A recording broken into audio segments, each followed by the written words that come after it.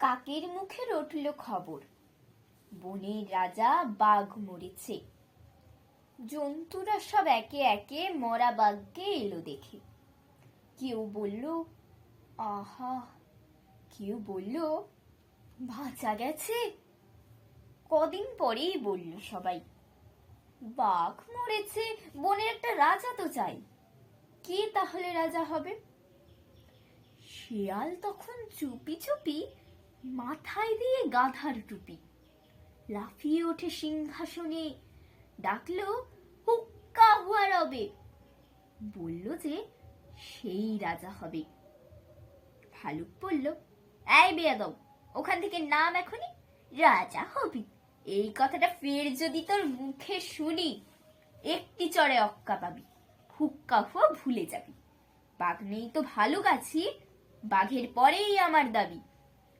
নেকড়ে বলল, ভালোই আছো, করবে তুমি ভালুক নাচন, সিংহাসনে বসে আবার ভাবছো তুমি রাজাও হবে।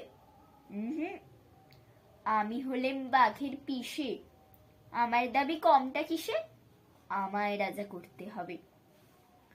হায়না বলল, হাসাস নে আর, পিসি কোথায় ঠিক নেই তার এলেনুনি পিসি মশাই, আমরা কোথায় যাই রে তবে, আমায় রাজা করতে হবে।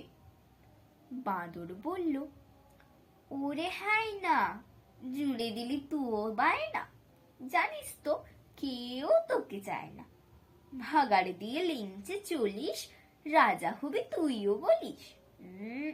আমি বানর, অর্ধেক নর, বনবাসী বুদ্ধিজীবী, আমায় রাজা করতে হবে, সবাইকে বলে দিবি।